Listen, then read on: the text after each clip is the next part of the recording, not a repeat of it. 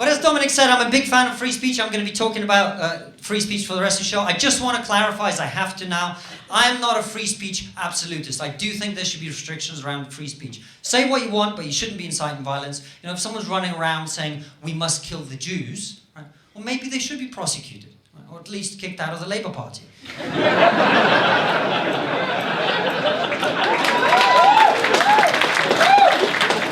As a Jewish man, I have to say I'm very grateful to Jeremy Corbyn.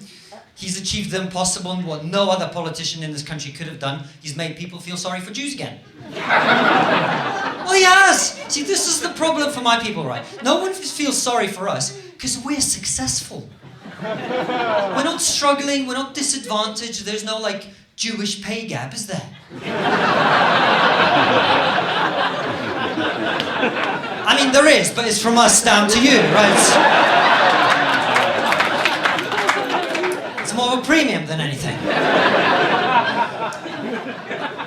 As some of you know, exactly a year ago, I was performing at a comedy club in London. Some students were in, they saw me, they liked me, and they invited me to perform at the university. And when they did, they sent me what they called a behavioural agreement contract, which said that in the interest of creating a safe space for comedy, they had a zero-tolerance policy on the following things: racism, sexism, classism, ageism, ableism, homophobia, biphobia, transphobia, xenophobia, Islamophobia, anti-religion, anti-atheism, and it also said that all jokes must be respectful and kind.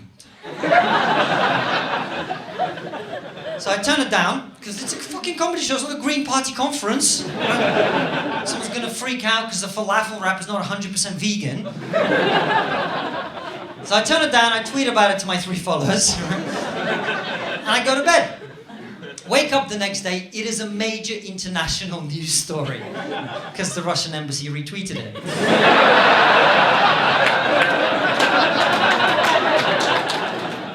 And to put it in context for you, at this point, I am a no-name comedian.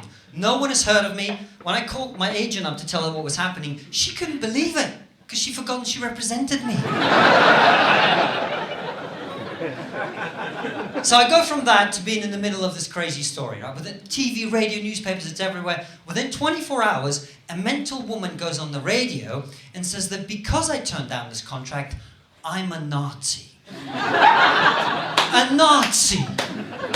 Which is obviously great, because I've now got a niche. I am the only Jewish Nazi comedian in the world.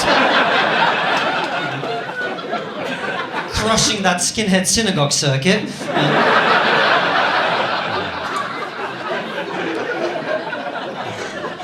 Now, I was very naive at the time. I did not realize I'm not the only person that this has happened to. I'll give you some examples if this thing is working. This is Andrew Doyle, who's the co-founder of Comedy Unleashed. So, Andrew is an old school lefty who believes in free speech, and because of this, he gets called a Nazi on a daily basis. Andrew is gay. So he's a gay Nazi.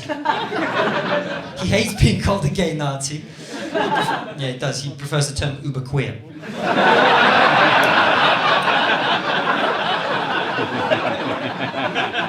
This is my friend Zuby. Zuby's a rapper. Zuby and I went to school together, actually. He believes in free speech, so he gets called a Nazi on a daily basis as well. So he's a black Nazi. He doesn't like being called a black Nazi. He prefers the term Nazi of colour.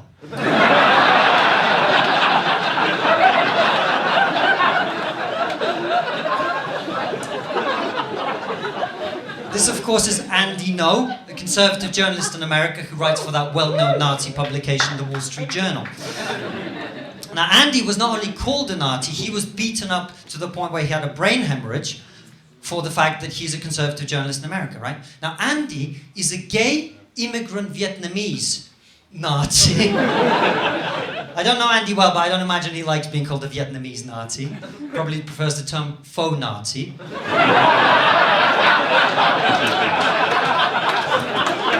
One for the pun lovers there. And this, of course, last but not least, is Anna Soubry.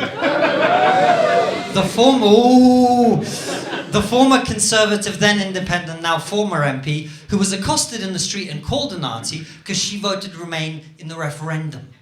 That doesn't make any sense, does it? I mean, although to be fair, she is halfway through a Nazi salute, so... So there you are. We've got black Nazis, gay Nazis, immigrant Nazis, Jewish Nazis, Vietnamese Nazis, female Nazis. The Nazis don't get enough credit for how much they're doing for diversity, do they? But I shouldn't complain. When it happened, some famous people came out and supported me. When I got called a Nazi, John Cleese came out on Twitter and said that he saluted me.